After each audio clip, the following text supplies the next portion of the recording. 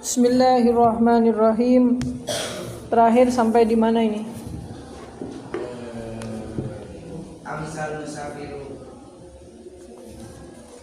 Amsal musafiru ya.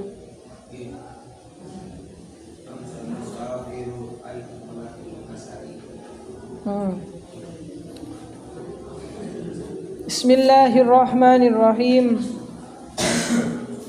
Waliddukhuli lan krono faidah nyataake makna manjing fi syai'i ing dalem suwiji-wiji ya, untuk menyatakan. Jadi begini, wazan af'ala itu digunakan untuk menyatakan masuk ke dalam sesuatu. Contohnya, nahu umpamane lafad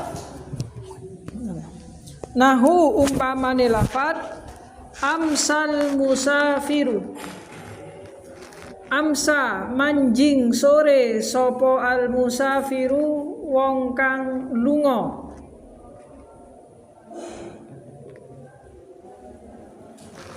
Ai tegese dakhala manjing sapa musafir fil masai ing dalem waktu sore. Ai tegese ini di sininya ya. Tembus ke sini nih bacanya. Lihat. Dari sini tembus ke sini, nggih. Ai tegese amsal musafiru ai tegese dakhala manjing sapa musafir fil masai ing dalem waktu sore.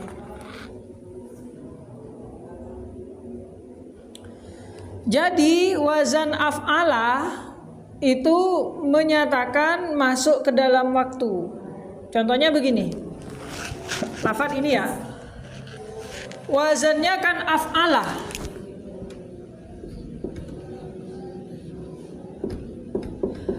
Af'ala. Lihat ini kata-kata asbaha. Lihat lagi kata-kata adha. Lihat kata-kata lagi amsa. Wazannya kan sama. Af'ala, asbaha, af'ala, adha, af'ala, amsa. Sama saja kan? Kalau maknanya seperti kalau dia itu lafadznya mengikuti wazan af'ala, dia mengikuti berarti menyatakan masuk ke dalam waktu tertentu. Misalkan asbaha artinya masuk waktu subuh.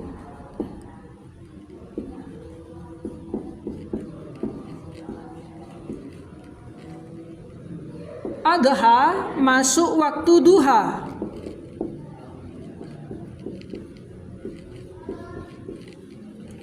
Amsa masuk waktu sore.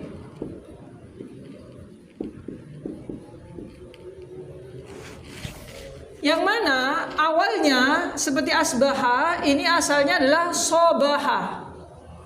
Sobaha artinya subuh. Masuk waktu subuh itu tiba waktunya subuh. Paham gak?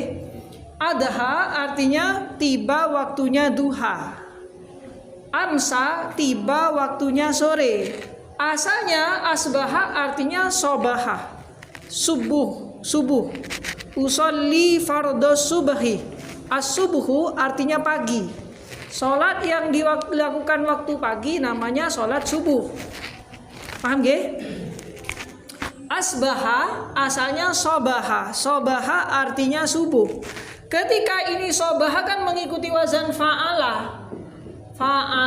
Ketika dirubah menjadi wazan af'ala, asbaha itu artinya menjadi masuk waktu subuh. Artinya sudah tiba waktunya subuh. Paham gak? Adha itu asalnya doha. Doha artinya ya duha. Duha artinya cerah. Jadi sholat duha, sholat yang dilakukan ketika waktu cerah. Paham gak? Doha, cerah. asalnya dohayah.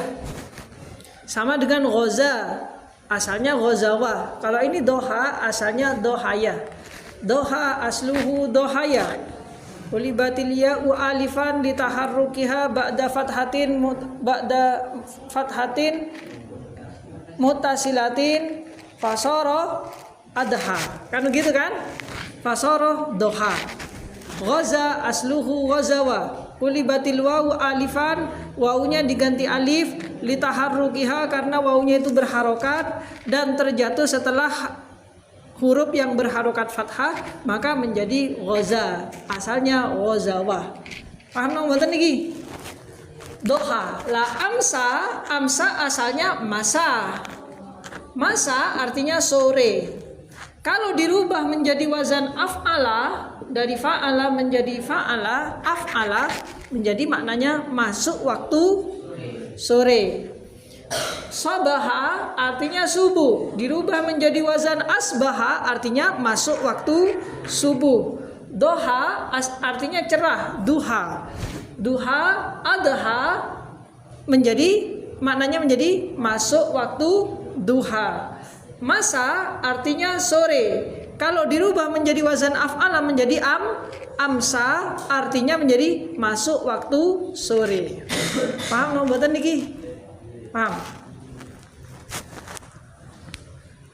Sama dengan ghoroba.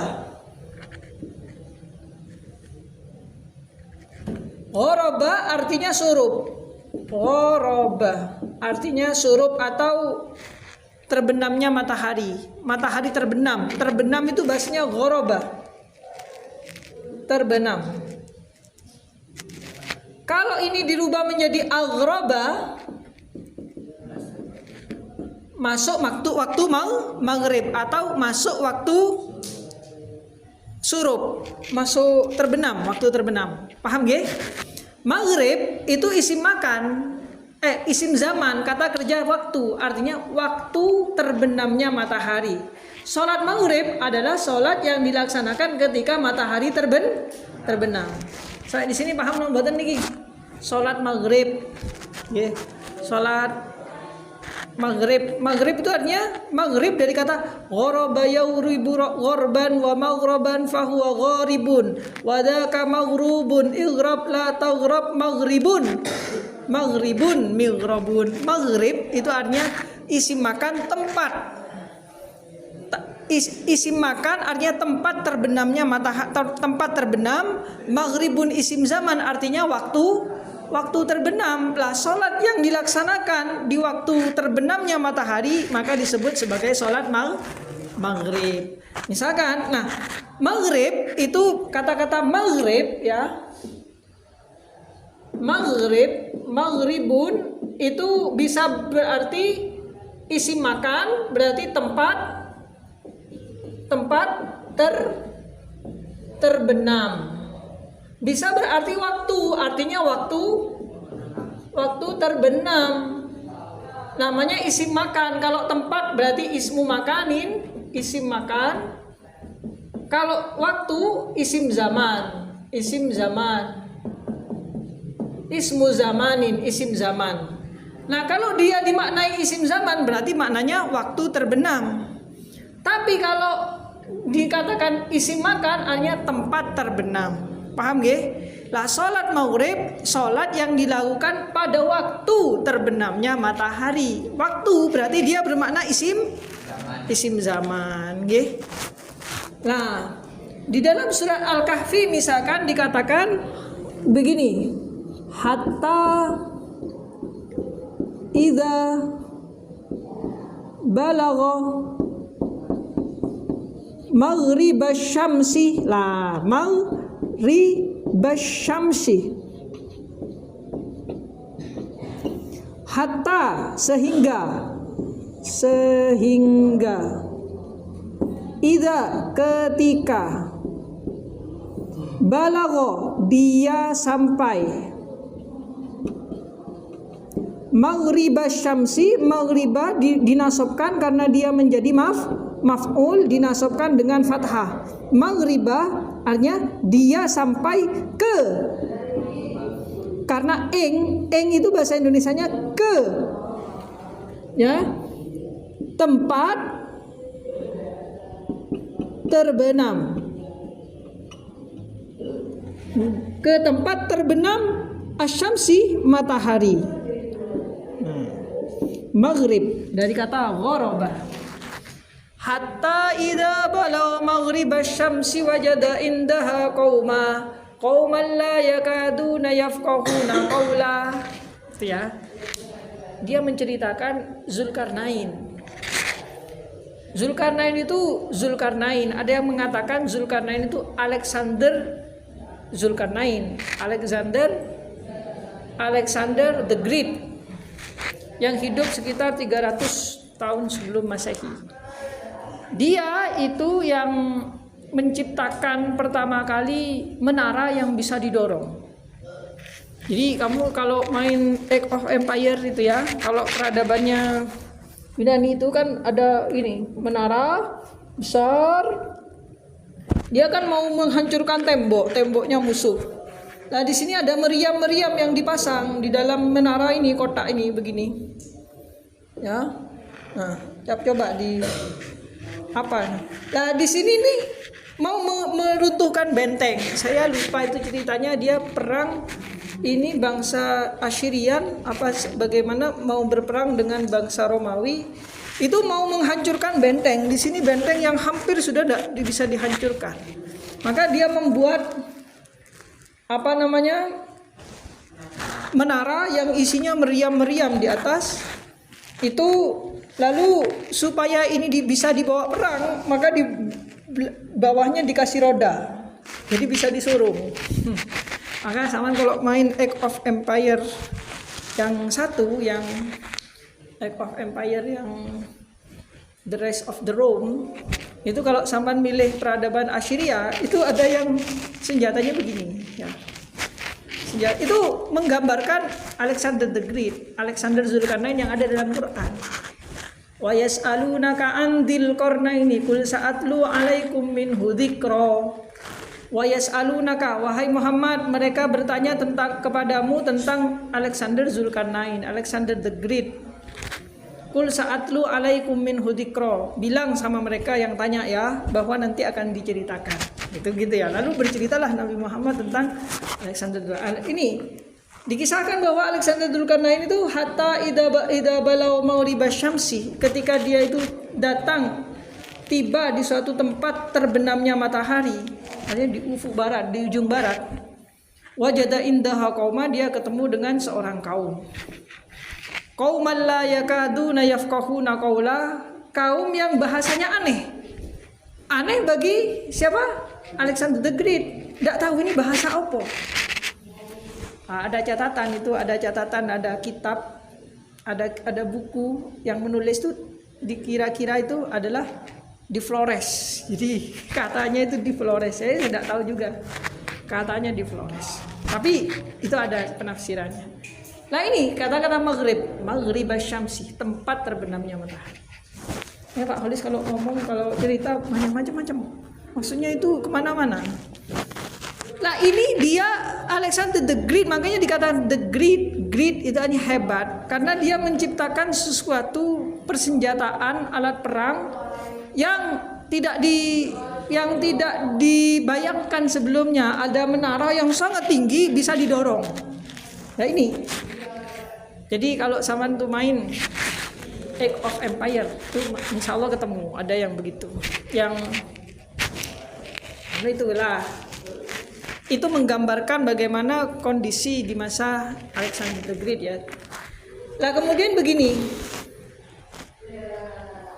Zulkarnain kan tulisannya gini. Zulkarnain kan tulisannya begini ya. Zu malin kan enggak? Zu artinya kan orang yang memiliki. Zumalin itu kan artinya orang yang memiliki harta. Wong kang duweni bondo, kan begitu kan? Orang yang memiliki harta. Lah itu Zulkarnain itu kan tulisannya begini. Al-Qarnaini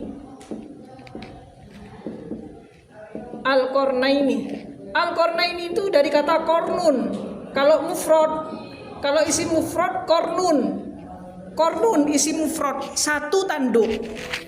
Kalau dua tanduk kornani kalau di rofa.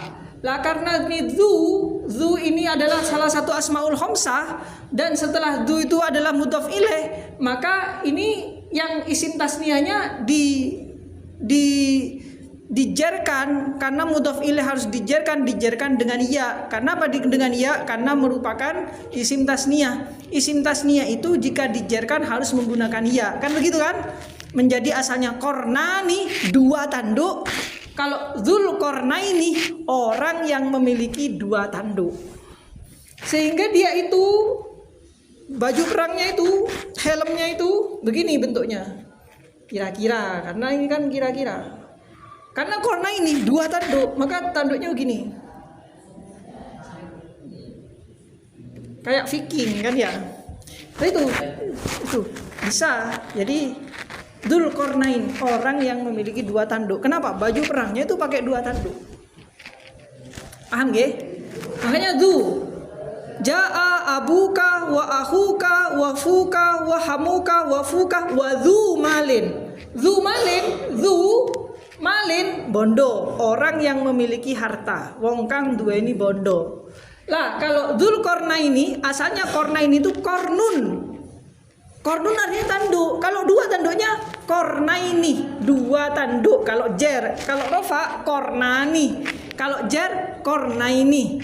Dzulqarnaini, orang yang memiliki dua tanduk. Ini paham nahwu ya? Nahwu kan sudah begitu ya. Sudah kan? Irob rofa, irob nasob. Kalau isim mufrad dirofakan pakai dhammah, kalau dinasobkan pakai fathah. Kalau isim tasniyah maknanya dua. Kornun satu tanduk. Kalau kornani dua tanduk. Kornun rofanya dengan dhammah. Kenapa dengan dhammah? Karena isim mufrad. Setiap isim mufrad kalau dirofa harus dengan dhammah. Kornani isim tasniyah bermakna dua tanduk. Istasniyah dua tanduk. Lah di rofa dengan alif. Kenapa? Karena isim tasniyah kalau di rofa harus dengan alif. Lah kalau dijerkan gimana Pak? Kalau isim mufrad dijerkan menjadi kornun, menjadi kornin. Rofa nasab jernya dengan kasroh. Karena isim mufrad kalau dijerkan harus dengan kasroh. Paham nomboten niki? Lalu kornani yang asalnya di rofa dua tanduk kornani kalau dijerkan menjadi kornaini, dijerkan dengan ya. Kenapa? Karena isim tasniyah kalau dijerkan harus dengan ya. Paham nomboten niki? Maghribah di sini, maghribah isim makan, tempat terbenamnya matahari. Paham ya? Atau isim zaman, waktu terbenamnya matahari. Kenapa dibaca maghribah Pak? Kok tidak dibaca maghribu? Kok tidak dibaca maghribi? Karena dinasobkan. Kenapa dinasobkan? Karena dia menjadi maf'ul. Setiap maf'ul harus dinasob. Lah maghribah tanda nasabnya apa Pak? Fathah. Kenapa dinasabkan dengan fathah? Karena merupakan isim mufrad. Setiap isim mufrad kalau dinasabkan harus menggunakan fathah. Ini paham nomboten niki? Sekalian dibahas sorof sama nahunya ya. Padahal ini sebenarnya kalau nahu ya cuman sekilas saja nahunya ya. Ini kita bahas sorof ya. Terus ini ghoroba artinya terbenam. Maghrib artinya tempat terbenam atau waktu terbenam. Kenapa? Karena merupakan isim makan atau isim zaman. Isim makan bermakna tempat. Kata keterangan tempat isim makan. Kata keterangan waktu isim zaman. Paham nomboten niki?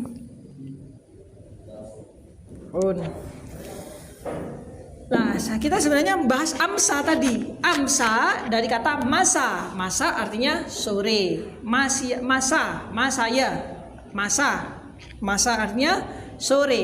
Kalau dirubah menjadi wazan af'alah, amsa artinya masuk waktu sore. Sobaha artinya pagi. Asbaha berarti masuk waktu pagi. Paham nomboten niki? Paham ya? Oke, ai tegese dakhala manjing sapa musafir fil masai ing dalem waktu sore. Ayo coba sekarang tak tes ya, tak tanya ya. Fil masai. Kata fil masai rafa nasab apa jar apa jazm? Dijarkan. Kenapa dijarkan? Karena kemasukan huruf jar berupa fi. Lah tanda jarnya al-masai tandanya apa? Kasro. Kenapa memakai kasro? Karena merupakan al-masai merupakan isim mufrad. Setiap isim mufrad jika dijarkan menggunakan kasro. Paham ya? Paham ya? Wali qasdil makani lan krono makna nejo panggonan. Pokoknya ngaji sing semangat nggih. Wali qasdil makani lan krono makna nejo panggonan.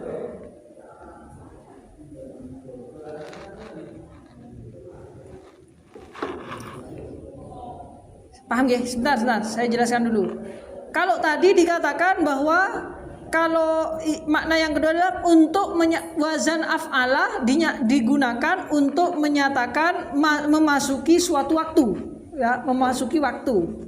Amsa masuk waktu sore, adha masuk waktu duha, asbaha masuk waktu subuh. Yang kedua adalah untuk menyatakan bermaksud ingin menuju suatu tempat. Itu yang dimaksud dengan qasdil makan. Li qasdil makani nejo panggonan artinya untuk bermaksud menuju suatu tempat.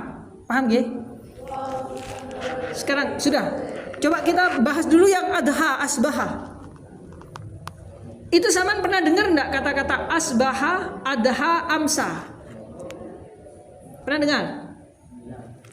Kana wa akhwa tuha. Kana zaidun qaiman, laisa zaidun qaiman, asbaha zaidun ghaniyan, amsa zaidun warian. Kan begitu kan? Nah, dia berarti asbaha, amsa sama adha ini adalah min akhwati kana wa akhwatuha. Ada termasuk kana wa akhwatuha yang fungsinya merofakkan isim, menasabkan khobar. Paham nama betul niki? Lah jadi jenengan lupa adha manjing sore sopo zaidun zaid. Warian hale wong kang wirai. Maksudnya apa?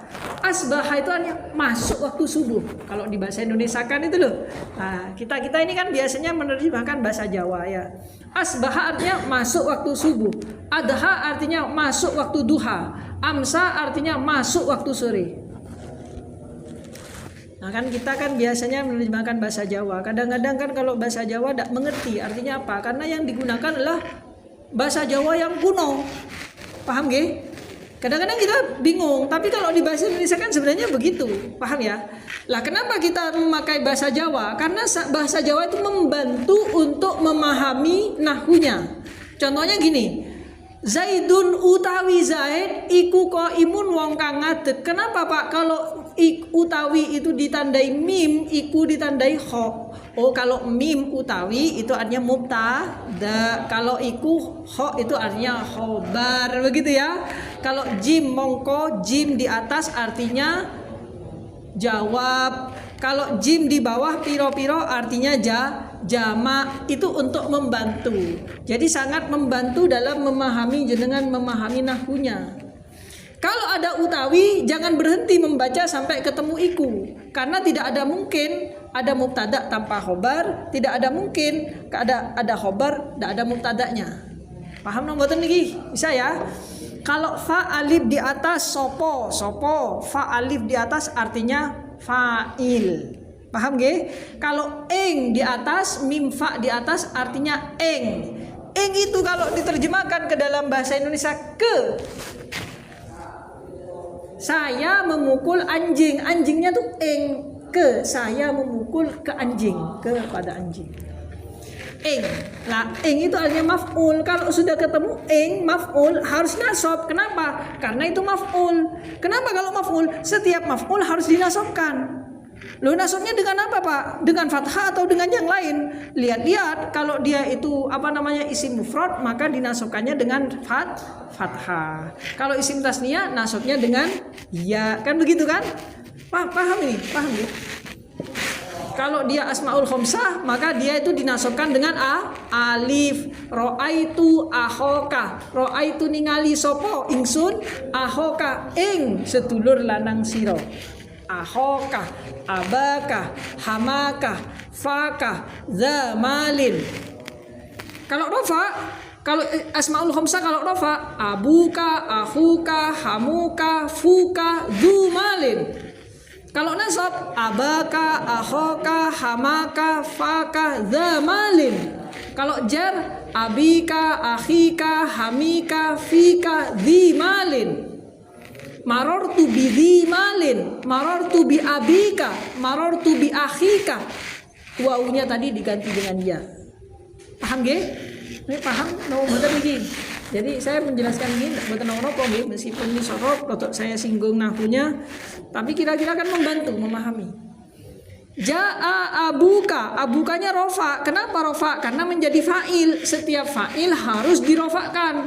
Kenapa? Karena isim-isim yang dirofa salah satunya adalah fa'il. Babu marfu'atil asma, bab tentang isim-isim yang wajib dirofa. Salah satunya adalah fa'il. Artinya kalau fa'il harus rofa, tidak boleh ada fa'il itu dinasab. Jadi kalau ada sopo fa'alif di atas tidak boleh dibaca nasab, harus diharkati rofa. Lah rofanya pakai apa? Pakai doma, pakai wawu, pakai alif. Lihat kalau dia itu isim mufrad, rofanya pakai doma. Kalau dia jamak mudzakkar salim, rofanya pakai wawu. Kalau dia itu asmaul khamsah, rofanya pakai wawu. Kalau dia itu kalau dia isim tasniyah, rofanya pakai alif. Begitu ya? Paham ya? Paham ya? Tidak apa-apa saya terangkan begitu ya. Lupa kok ruwet sekalinya, memang ruwet. Dadi ulama, dadi ulama itu ya memang ya ruwet. Makanya derajatnya para ulama menurut hadis yang dikutip di dalam Imam Ghazali itu di bawahnya derajat kenabian. Jadi orang yang paling mulia itu menurut Allah itu satu adalah nabi, para nabi. Di bawahnya itu para ulama. Di bawahnya itu orang yang mati syahid berperang di jalan Allah. Jadi jenengan orang di Palestina yang meninggal itu, kalau dibandingkan dengan jenengan meninggal sekarang ini pas waktu cari ilmu begini, pas waktu di pondok begini, derajatnya masih lebih tinggi sampean yang mencari ilmu begini. Itu dalam hadis mengatakan begitu. Kenapa? Ya karena ruwet begini. Belajar sampai ngantuk-ngantuk ya biasa begitu. Tapi pahalanya sampean itu lebih besar daripada orang yang berjihad fisabilillah. Tinta nanti di akhirat, tinta yang jenengan tuliskan ke kitab ini, yang penting gak dicoret-coret itu sembarang-sembarang, nulis ilmu.